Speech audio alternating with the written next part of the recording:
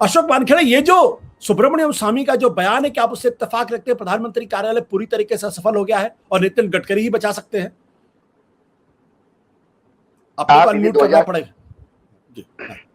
हाँ, हो गया, अनम्यूट हो गया। 2014 से आज तक का इस पूरे कैबिनेट का परफॉर्मेंस देखा जाए तो इनके पास नितिन गडकरी की ही अचीवमेंट है जो लगातार दिखाती है, क्योंकि वो आदमी प्रैक्टिकल अप्रोच के साथ काम करता है, वो ब्यूरोक्रेसी के भरोसे काम नहीं करता और वो अपनी सूचनाएं अपने अलग तरीके से इकट्ठा करता है जिससे वो मिनिस्ट्री पे कंट्रोल रखते हैं।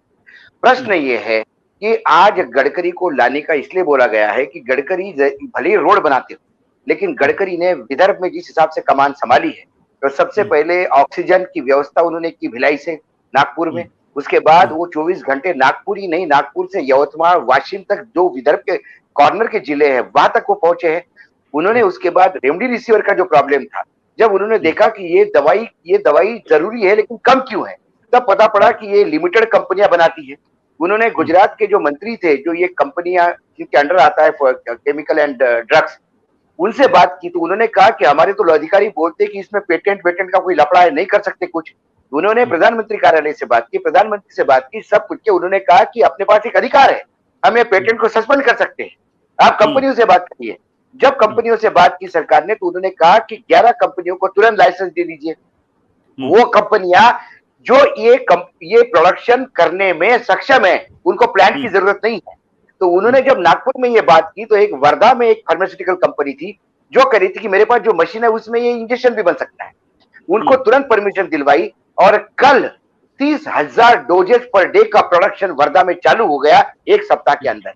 ये रूट कॉज ढूंढ के उसको एक्सरसाइज करना मात्र अधिकारियों के भरोसे, बोलने के भरोसे, गडकरी बोलते नहीं है और जब बोलते तो बेबाक बोलते हैं और बोलते ये भी है कि मैं जो बोलता हूं वही करता हूं, जो कर नहीं सकता वो बोल नहीं सकता। तो हमारे यहाँ बेसिक जो सुब्रमण्यम स्वामी तो ये जाति जाते हैं, अपने वालों के खिलाफ विद्रोह करते, उनका नेचर है, लेकिन इस कोविड के मामले में जो चीजें वो बता रहे हैं उसमें गलत क्या हो रहा है। सर्वोच्च न्यायालय रोज कह रहा है, सर्वोच्च न्यायालय, हाईकोर्ट की बात ही छोड़िए, देश का सर्वोच्च न्यायालय रोज कह रहा है और सर्वोच्च न्यायालय के पास जब सरकार ये कहती है कि आप ही बताइए थर्ड वेव से कैसा करना है, तो सर्वोच्च न्यायालय सेक्शन सब सेक्शन कोट करते हुए यदि ये बताता है कि आप बांग्लादेश से रेमडेसिविर ला सकते हो, वो ये बताता है कि आपको ऑक्सीजन कैसा डिस्ट्रीब्यूट करना है, तो क्या फिर कोविड की पूरी लड़ाई सुप्रीम कोर्ट लड़ रहा है? क्या कोविड का पूरा प्लानिंग सुप्रीम कोर्ट कर रहा है?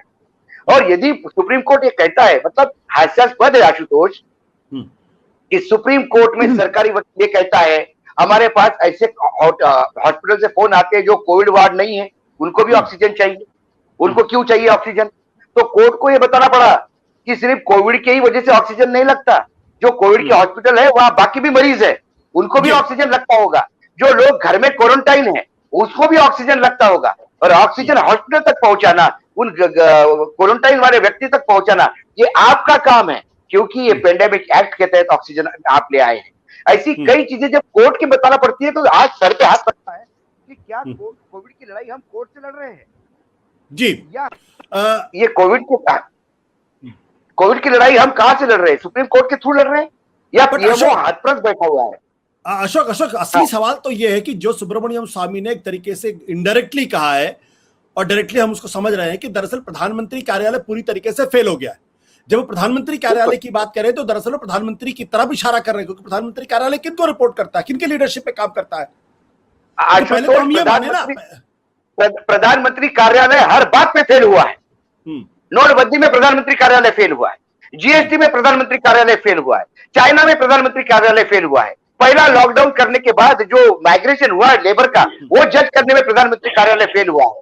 क्योंकि इस देश के प्रधानमंत्री को वो लोग आसपास चाहिए जो उनके हाँ में हाँ मिलेंगे, वो सबसे बड़े कव्वाल है और पीछे ताली बजाने वाले हाजी हाँ हम भी देखेंगे वाले लोग हैं।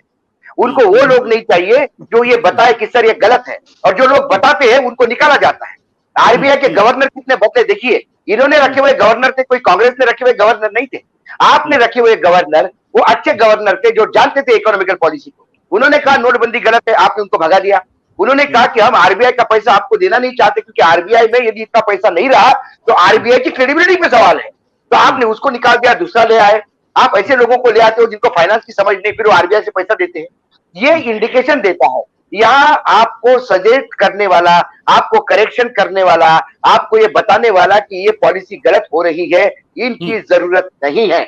यहाँ सिर्फ आपकी जय जयकार करने वाला, आपको महिमामंडित करने वाला, और आपके मैं आप आज एक कोट करता हूं सर, कि जब ऑक्सीजन के बारे में कैबिनेट में डिस्कशन हुआ तो एक महामंत्री, नाम नहीं लेना चाहूंगा, उन्होंने कहा कि ऑक्सीजन कुछ नहीं है, ये कोरोना खत्म हो जाएगा, ऑक्सीजन का प्रॉब्लम इतना टेंशन लेने की जरूरत नहीं है। एक बहुत वरिष्ठ मंत्री ने ये कहा, क्योंकि वो जानते थे कि प्रधानमंत्री यदि बहुत परेशान है ऑक्सीजन को लेके, अपने ऐसे बोलने से उनको एक दिलासा दिया जाएगा कि ऑक्सीजन का प्रॉब्लम नहीं है, ये पेपर वाले और अखबार वाले, चैनल वाले यही चिल्लाते। तो ऐसे मंत्रियों को उठा के फेंकना चाहिए था, जिन्हें नोटबंदी का ज्ञान दिया उनको उठा के फेंकना चाहिए था, जीएसटी में जिसने बर्बाद किया उनको फेंकना चाहिए था, लेकिन वो बरकरार है। जो आदमी प्रेस कॉन्फ्रेंस में कि ये कहता है कि कोविड पे हमने जीत लिया, वो टास्क फोर्स का चेयरमैन आज भी बना हुआ है, और आज भी वो देश को ज्ञान दे रहा है कि हम जो लोग फेल हो गए हैं पूरी तरह से, वो हमको अगली लहर और उसके अगली लहर का प्लानिंग बता रहे हैं। इससे ज्यादा दुर्भाग्य देश का नहीं। सत्य हिंदी का ऐप डाउनलोड करें गूगल प्ले स्टोर पर।